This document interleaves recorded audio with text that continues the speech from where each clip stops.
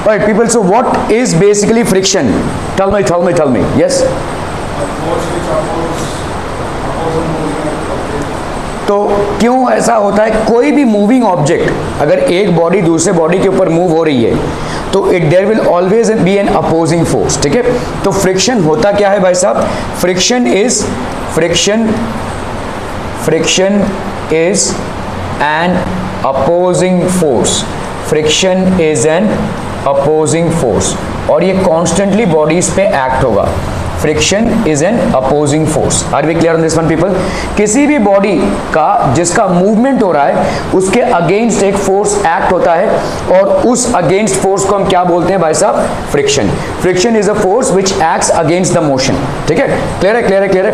तो आपने भाई साहब यहाँ पे अगर किसी बॉडी को मूव कराने की कोशिश की तो आप देखोगे साइकिल जब तक आप पेडल मार रहे हो तब तक चलेगी, जैसे आप रोक देते हो तो ऑटोमेटिकली वो भी कुछ देर आगे जाकर स्टॉप हो जाती है। किसने इसको स्टॉप किया? फ्रिक्शन ने इसको स्टॉप कर दिया। Friction will basically stop it, ठीक है। So when we stop pedaling a bicycle, it gradually slows down and finally comes to rest. तो जैसे आपने स्टॉप कर दिया वो आपका स्लो डाउन होगा, धीरे धीरे स्लो डाउन होगा और finally it will come to rest, ठीक है। ओके, जैसे आपने भाई साहब कोई फुटबॉल को, ठीक है, you have kicked a football, it will go ahead for some time and then no force appears to be acting on the ball, yet the speed gradually decreases and it comes to rest after some time, ठीक है। तो कोई force नहीं apply हो रहा है लेकिन अपने आप ही ये रुक जाएगा, कुछ देर बॉल आगे जाकर ये अपने आप रुक जाएगा।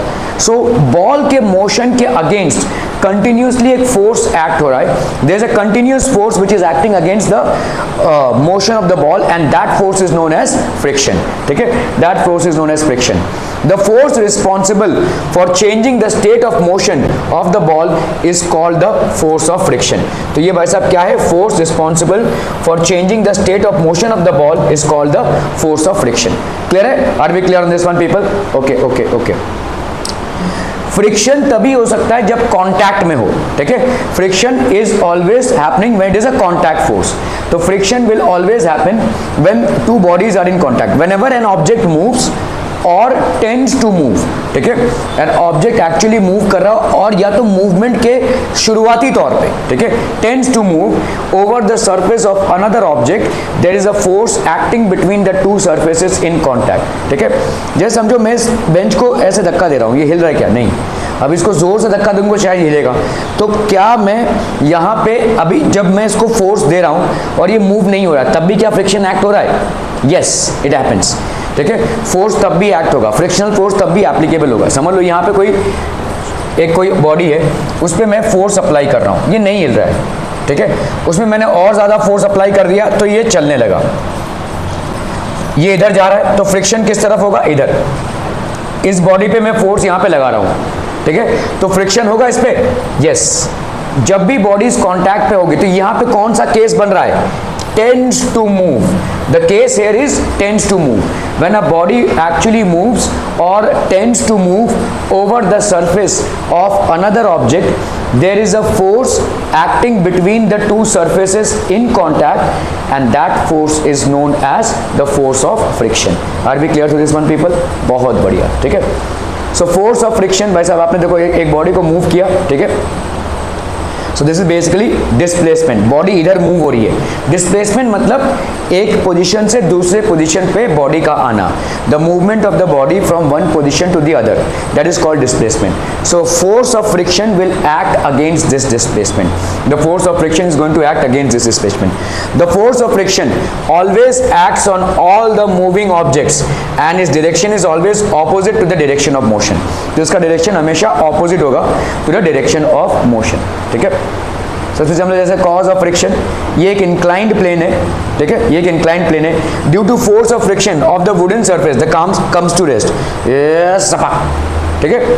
तो ये आपका भाई साहब क्या होगा? ये पहले लुढ़क गया और लुढ़क जाने के बाद थोड़ी दूर आगे जाएगा फिर अपने आप रुक जाएगा। कौन रोक रहा है इसको? आप नहीं रोक रहे हैं, अपने आप ही रुक रहा है। ये कौन रोक रहा है इसको? फ्रिक्शन रोक रहा है। Friction is basically putting a stop to this. तो फ्रिक्शन हमेशा मूविंग ऑब्जेक्ट्स के अगेंस्ट, मूविंग ऑब्जेक्ट्स का डायरेक्शन मोशन होगा उसके अगेंस्ट एक्ट करेगा। Friction will always act against it, ठीक है। So what is the cause of friction? So let's say यहाँ पे आपका एक टेबल क्लॉथ है, there is basically a tablecloth out here, ठीक है। आपने भाई साहब इसको रोल किया है, अभी ये जल्दी रुकेगा, ठीक है, उतनी दूर भी नहीं जाएगा, यहाँ पे रुक जाएगा, ठीक है। आपने यहाँ पे क्या किया भाई साहब, पहले प्लेन एरिया था, उसका फ्रिक्शन लग रहा था, अभी आपने टेबल क्लॉथ डाल दिया, ठीक है।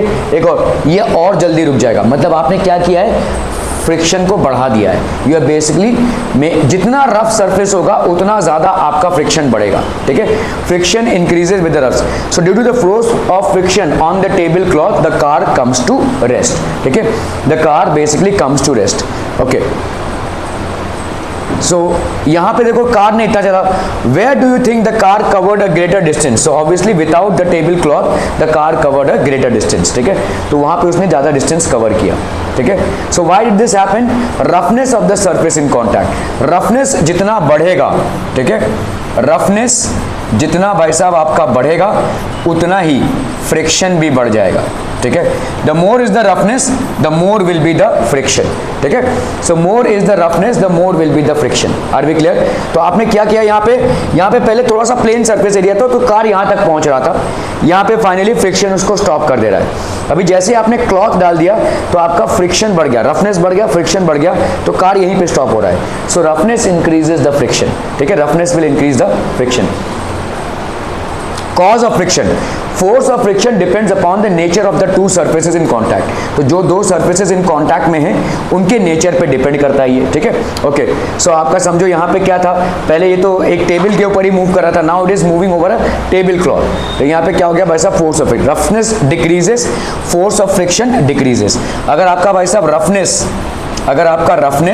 डिक्रीज होता है तो आपका force of friction also decrease हो जाएगा।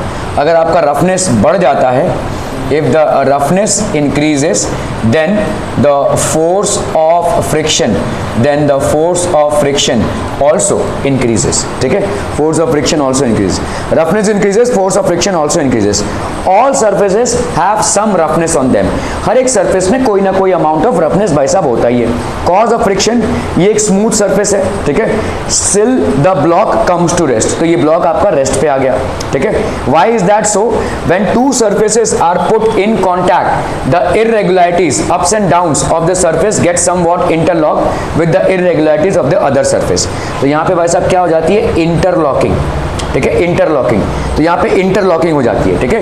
when two surfaces are put in contact, the irregularities, ups and downs of one surface get somewhat interlocked with the irregularities of the other surface, तो इसके irregularities of the other surface के साथ भाई साहब ये आ जाते हैं, ठीक है।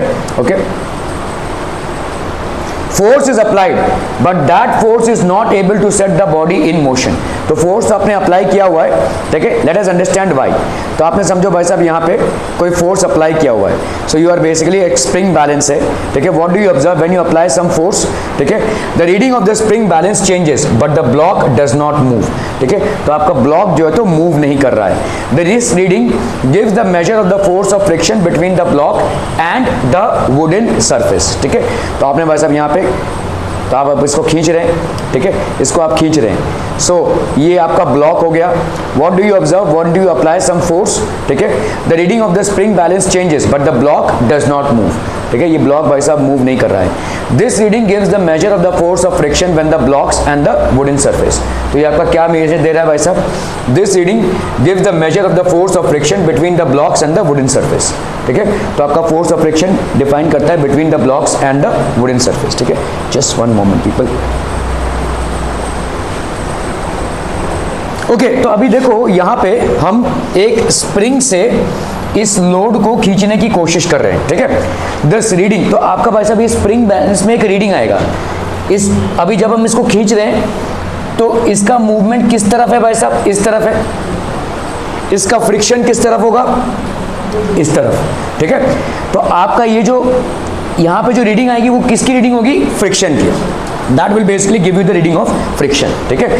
so the reading gives the measure of the force of friction between the blocks and the wooden surface, so in blocks में और वुडन सरफेस में जो फोर्स ऑफ फ्रिक्शन है उसकी रीडिंग आती है इस स्प्रिंग बैलेंस से, इस स्प्रिंग बैलेंस से हमको ये रीडिंग आ जाती है, ठीक है, क्लियर है। Okay okay okay, so this will basically give the force of friction.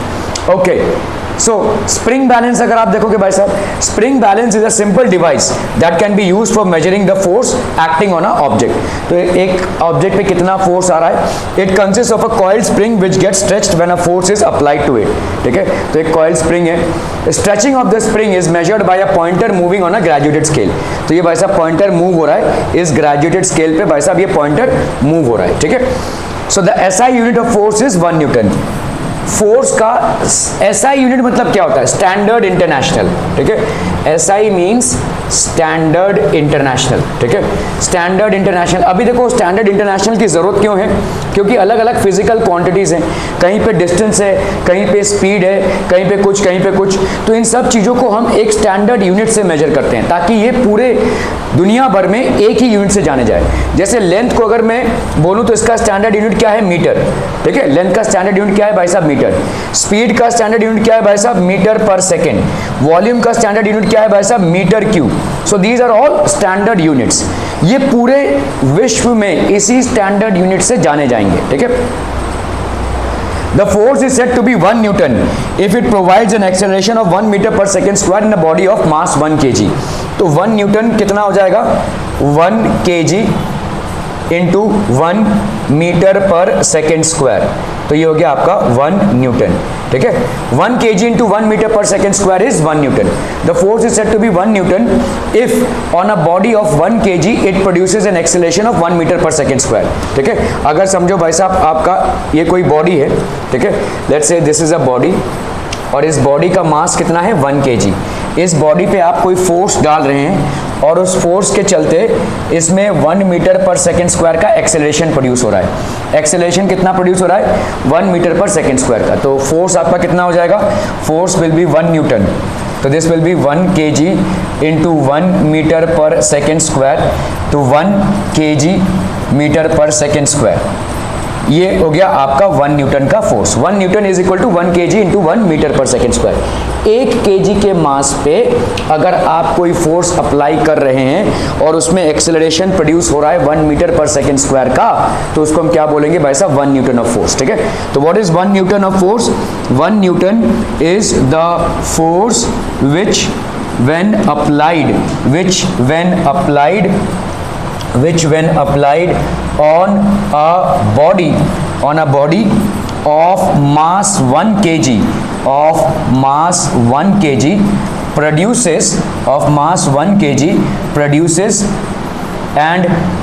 produces an acceleration of 1 meter per second square। ठीक है, produces an acceleration of 1 metre per second square. ठीक है, क्लियर है। तो ये भाई साहब हो गया आपका फोर्स, 1 न्यूटन का फोर्स हो गया। क्लियर है, क्लियर है, क्लियर है। ओके, सो आपका हुक हो गया ये। Factors affecting friction, nature of the two surfaces in contact. जो आपके सर्फेसेस इन कॉन्टैक्ट में है उस पर ये इम्पैक्ट होता है। ठीक है, अभी देखो अगर समझ लो मैंने यहाँ पे ना मैं चल रहा हूँ, अगर आपने पानी फेंक दिया या तेल फेंक दिया तो फिसल जाऊंगा भाई साहब।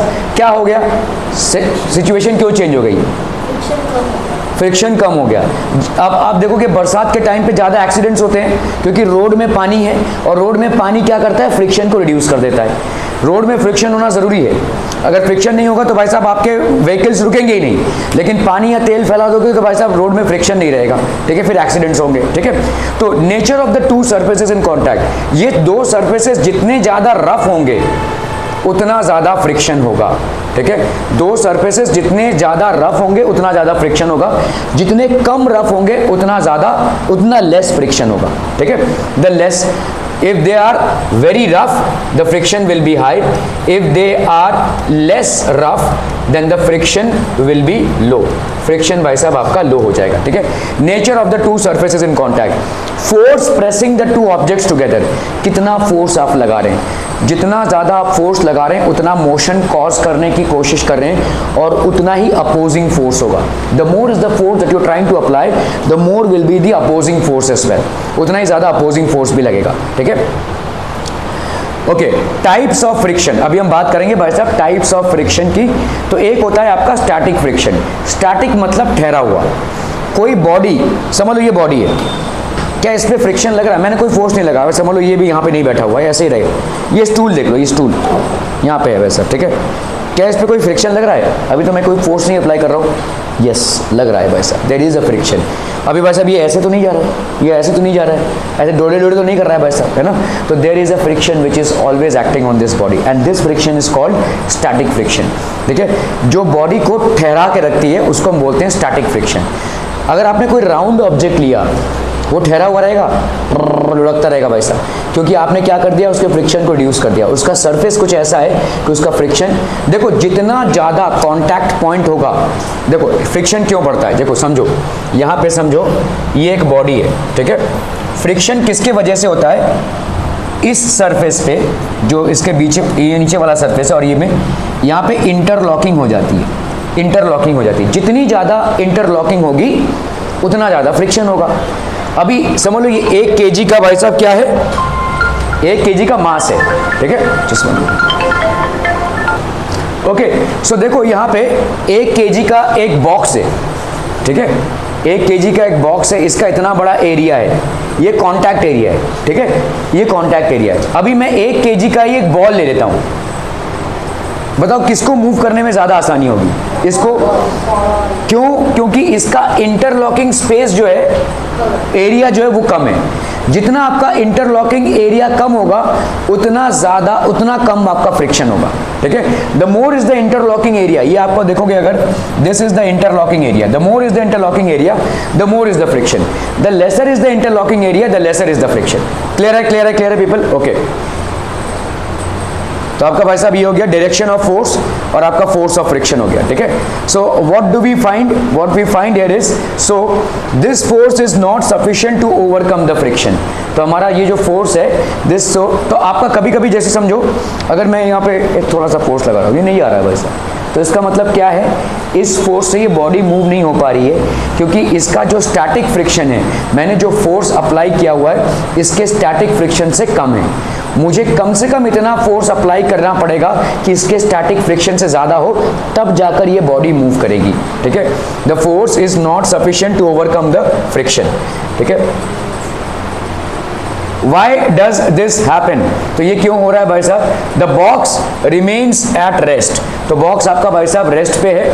ठीक है, when an external force acts on the box, the force of friction acting on it is known as static friction. ठीक है, तो आपका भाई साहब एक एक्सटर्नल फोर्स जैसे आप बॉक्स पे अप्लाई करते हो तो उसमें जो फ्रिक्शन एक्ट करता है उसको हम बोलते हैं स्टैटिक फ्रिक्शन.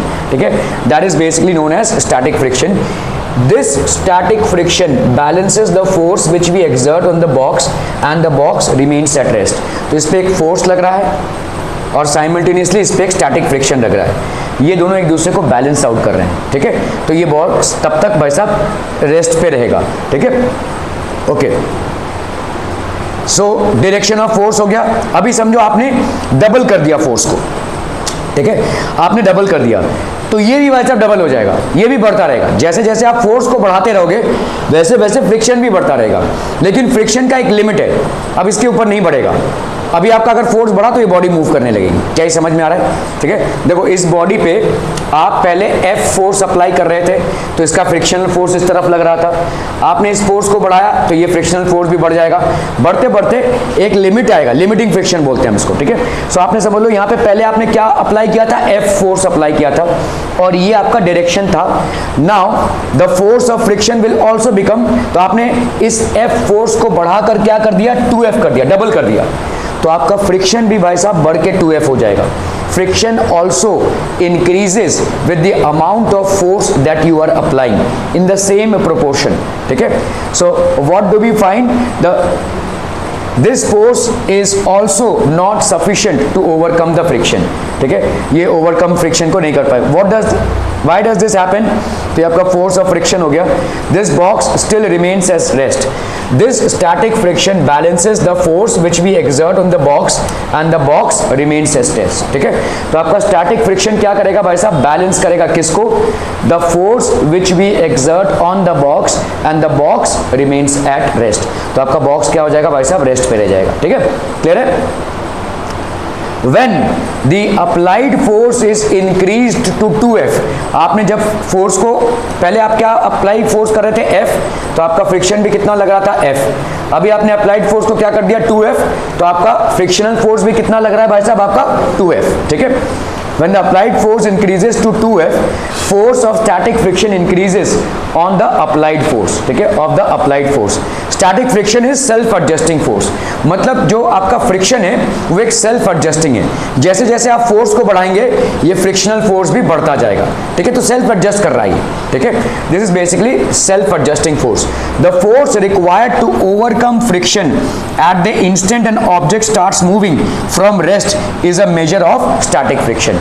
तो कितना टोटल फोर्स है, तो पहले मैंने F अप्लाई किया, नहीं मिल रहा है, फिर मैंने 2F कर दिया, नहीं मिल रहा है. जैसे कोई गाड़ी खड़ी है, देखो गाड़ी खराब हो गई है, तो एक बंदा उसको पीछे से धक्का दे रहा है, नहीं मूव हो रहा है. दूसरा बंदा आया, दोनों मिलकर धक्का दे रहे, फिर भी नहीं हो रहा है. तीसरा बंदा आया, तब जाकर वो मूव कर रहा है, ठीक है. सो इसका मतलब इतना फोर्स लगेगा. मतलब अभी तक इन लोग क्या बैलेंस कर रहे थे, स्टैटिक फ्रिक्शन को बैलेंस कर रहे थे. नाउ देखो, आपने फोर्स लगाया, स्टैटिक फ्रिक्शन बढ़ा, नहीं मूव कर रहा है. आपने फोर्स बढ़ाया, ये भी स्टैटिक फ्रिक्शन भी बढ़ गया, नहीं मूव कर रहा है. आपने फिर से फोर्स बढ़ाया, स्टैटिक फ्रिक्शन यहां तक ही बढ़ा, आगे नहीं बढ़ पा रहा है. अब बॉडी मूव करने लगेगी. Now with the increased amount of force, you will be basically able to move the body, because now the amount of force that you are applying is more than the static friction. So a body is not going to move until and unless the entire static friction is overcome by the amount of force that you are applying on it. Clear? Okay? So sliding friction क्या होता है? Sliding friction, अभी जैसे कोई body है, देखो इसको हम डायरेक्शन ऑफ फोर्स हो गया 3F, ठीक है, तो आपका भाई साहब यहाँ पे क्या हो जाएगा, स्लाइड करने लगा. This force of friction is known as the sliding friction, जिसको हम काइनेटिक फ्रिक्शन भी बोलते हैं. एक बार बॉडी मूव करने लगी तो क्या उस पर फ्रिक्शन लगेगा? लगेगा. तो बॉडी के मूविंग स्टेटस पे जो फ्रिक्शन लगती है उसको हम काइनेटिक फ्रिक्शन बोलते हैं, या इसको हम बोलेंगे स्लाइडिंग फ्रिक्शन, ठीक है. तो इसका मतलब क्या हो गया, बॉडी जब रेस्ट पे है, बॉडी जब रेस्ट पे है तो जिस टाइप का फ्रिक्शन उस पे लग रहा है, when the body is rest, the amount of friction that is applicable to it is known as static friction, is known as static friction. And when the body is in a moving status, ठीक है, when the body is in a moving status, the amount of friction applicable to it is known as sliding friction, ठीक है. This is known as sliding friction or kinetic friction, or kinetic friction, sliding friction or kinetic friction, ठीक है. When the body is in a moving status, it is known as sliding friction or kinetic friction. This force of friction is known as sliding friction or kinetic friction. तो sliding friction, the force required to keep the object moving with the same speed is a measure of sliding, ठीक है. तो आप समझो भाई साहब, यहाँ पे अगर आपने कोई चीज रखी हुई है, ठीक है, इस पे आप वेट डाल रहे हो, तो क्या हो जाएगा भाई साहब, ये बॉडी, ये ब्लॉक है, so it will start to move. When some weight is added to the pan, आपने वेट ऐड किया, नहीं मूव हो रहा है, now it will start to move. इसको हम बोलेंगे स्लाइडिंग फ्रिक्शन, ठीक है. सो ग्राफ ऑफ फ्रिक्शन, अगर हम ग्राफ डालें यहाँ पे, ये फोर्स ऑफ फ्रिक्शन है और ये अप्लाइड फोर्स है. जैसे जैसे आप अप्लाइड फोर्स को बढ़ाते रहेंगे आपका फ्रिक्शन भी बढ़ता रहेगा, ठीक है. So what kind of graph will it show people? This is the kind of graph. It is called static friction. Body ने अभी तक मूव नहीं किया है, ठीक है. Static friction is equal and opposite to the applied force. तो जो भी आप फोर्स अप्लाई कर रहे हैं इसके इक्वल और ऑपोजिट होगा क्या? आपका स्टैटिक फ्रिक्शन, ठीक है. So it can increase only on to a certain upper limit which is called the limiting friction. एक upper limit तक ये increase होगा and that is called the limiting friction, ठीक है. ये हो गया आपका limiting friction. The force of limiting friction depends on the nature of the surfaces in contact. तो limiting friction भाई साहब एक ऐसा है, इसके ऊपर नहीं जाने वाला, ठीक है. देखो मैंने भाई साहब फोर्स अप्लाई किया, इसका स्टैटिक फ्रिक्शन बढ़ गया, सेल्फ एडजस्टिंग फोर्स है, फ्रिक्शन आपका सेल्फ एडजस्टिंग फोर्स है. फिर से फोर्स अप्लाई किया, इसका भी अभी यहाँ तक बॉडी मूव नहीं हो रही है. ऐसा करते करते एक स्टेज पे ऐसा आ जाएगा भाई साहब और ज़्यादा इसमें नहीं हो सकता, तो ये इसके लिमिट हो गई. अभी अगर मैं फोर्स अप्लाई करूंगा तो जैसे ही मेरा फोर्स इस फ्रिक्शन से ज़्यादा हो रहा है बॉडी मूव करने लगेगी. तो ये हो गया इसका limiting friction. The friction is not going to increase beyond this value, hence the maximum amount of static friction, ठीक है. ये जो स्टैटिक फ्रिक्शन का जो मैक्सिमम पॉइंट है इसको हम क्या बोलेंगे? Limiting friction. This is known as the limiting friction, ठीक है. तो static friction is always equal and opposite to the applied force. तो ये हमेशा ऑपोजिट डायरेक्शन में एक्ट करेगा. अगर आपका फोर्स इस तरफ है, स्टैटिक फ्रिक्शन भाई साहब इस तरफ एक्ट करेगा, ठीक है. Static friction is equal and opposite to the applied force. It can increase only up to a certain upper limit which is called the limiting friction. ठीक है, ये एक इंक्रीज करेगा only to a certain upper limit, that is called limiting friction.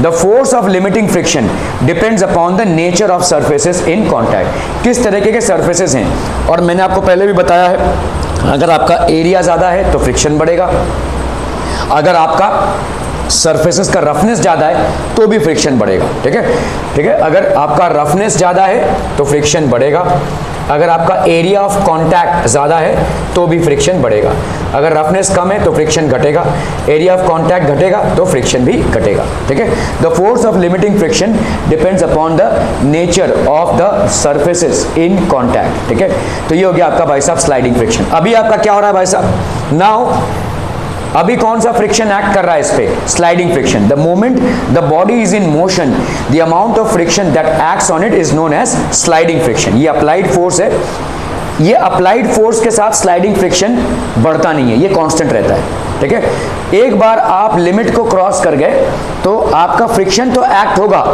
लेकिन ये force के साथ बढ़ेगा नहीं, वो आपका लिमिटिंग फ्रिक्शन हो गया, ये स्लाइडिंग फ्रिक्शन हो गया. ठीक है, तो this is called the sliding friction.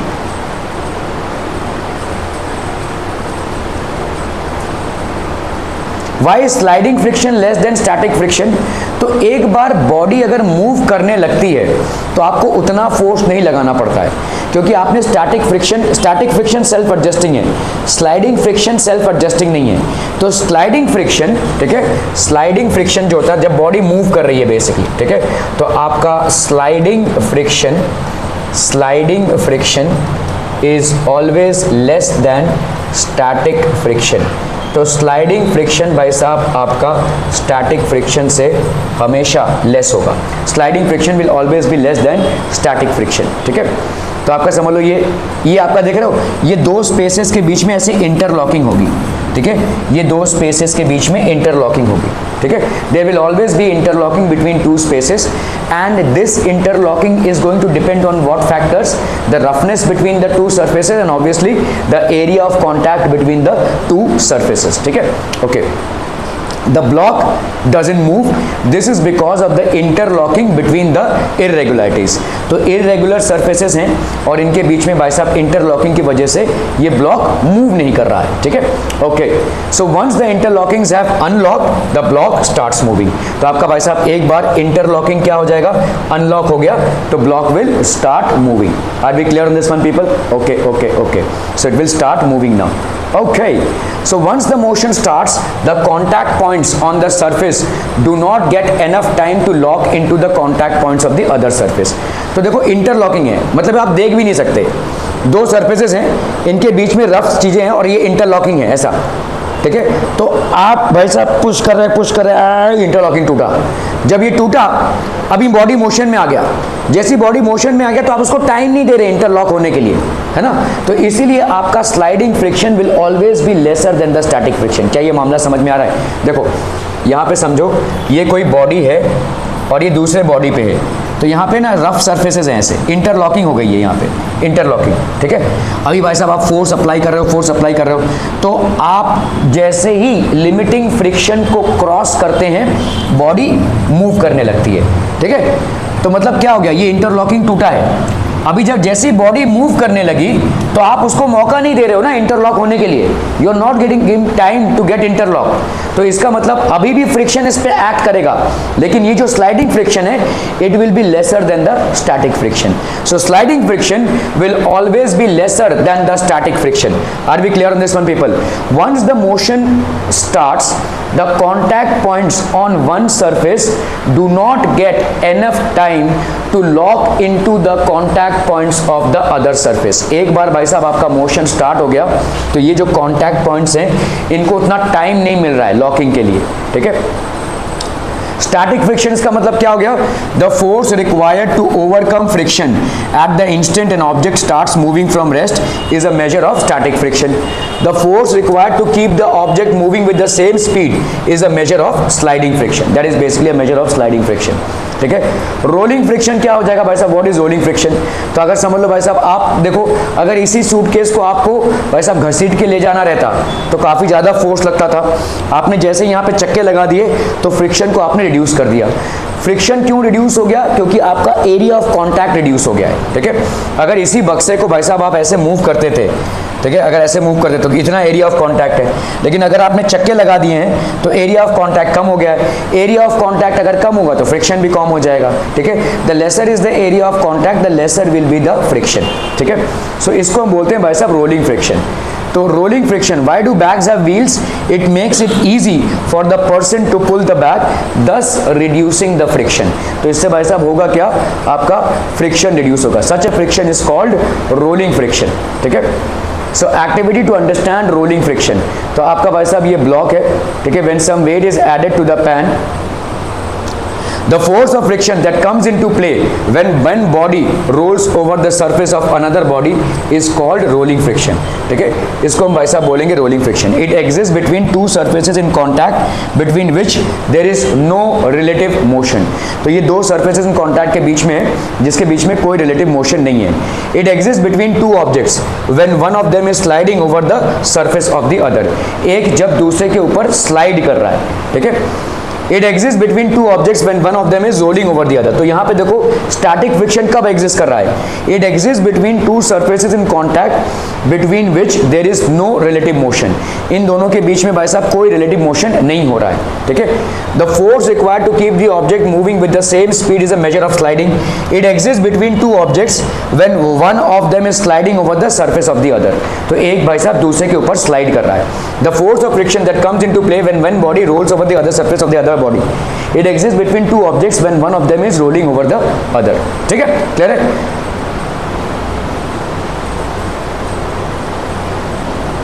Okay, सो अभी आपका static, sliding and rolling friction हो गया भाई साहब, ठीक है। ओके, तो आप देखो यहाँ पे tyres, wheel, a revolutionary invention.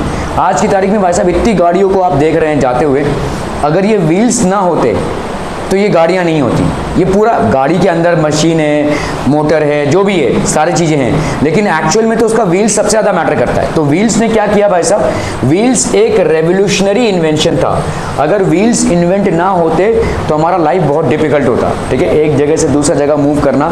The wheel has been considered one of the greatest inventions in the history of mankind. मानवता के सभ्यता में भाई साहब wheels have been considered to be of utmost importance, ठीक है।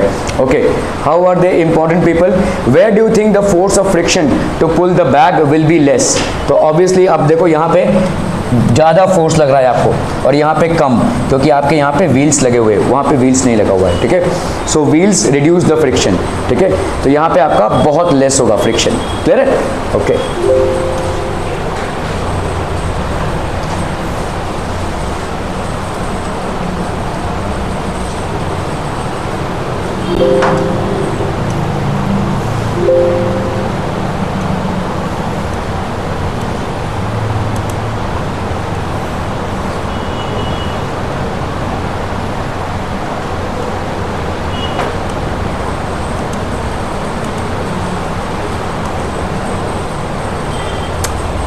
यार तो हो गया।